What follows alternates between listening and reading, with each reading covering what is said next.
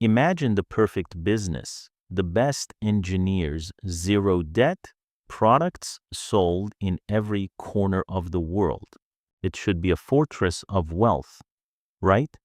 Wrong. It's a death trap. How can a perfect system fail so spectacularly? Because it missed the most important rule of a strategy. In capitalism, success attracts competition. Perfect competition is not an opportunity.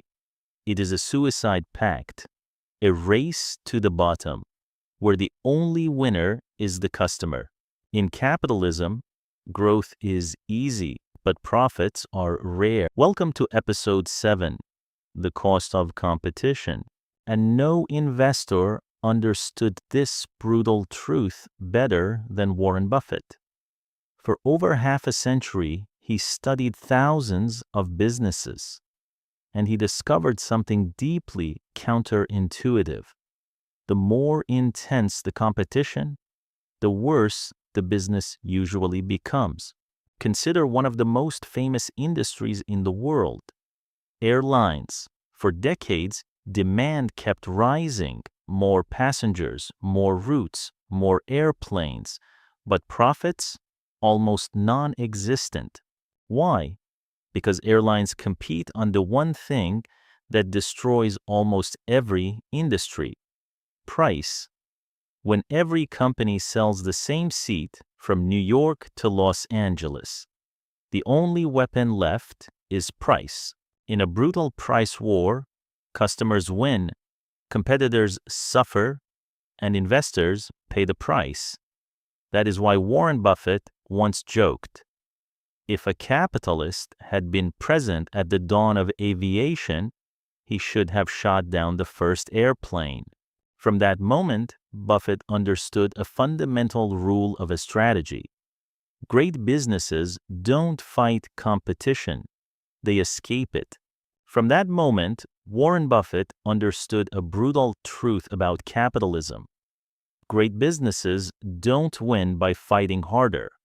They win by avoiding the fight altogether. And the companies that truly understand this rule build something their competitors cannot easily attack. To understand why competition is so destructive, we need to understand how markets really work. When too many companies fight for the same customers, something inevitable happens. Prices fall. At first, companies believe they can win.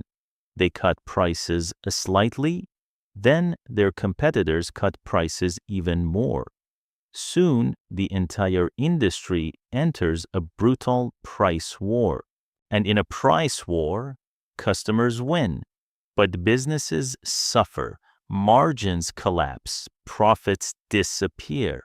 This is the paradox of capitalism. Competition is wonderful for society, but terrible for investors.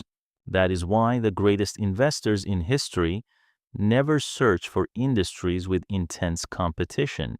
Instead, they search for businesses protected from it. And some companies have mastered this strategy. They don't compete like everyone else. They build something far more powerful. At this point, the business world splits into two completely different realities. On one side, industries trapped in endless competition, airlines, steel, commodities. On the other side, a small group of companies that operate under entirely different rules. Consider Apple.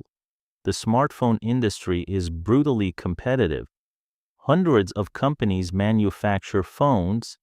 Many offer similar technology. Some even offer better hardware specifications. And yet, Apple captures the majority of the industry's profits. Why? Because Apple isn't competing on price, it competes on identity.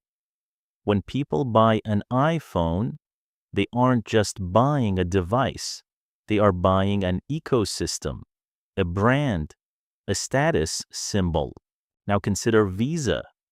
Visa doesn't manufacture a physical product. Instead, it owns something far more powerful, a global payment network. Every time someone uses a Visa card, a tiny fee flows through the system. And the more people who use Visa, the more valuable the network becomes. Merchants must accept Visa because customers demand it. Customers use Visa because merchants accept it. A self-reinforcing system, a network effect.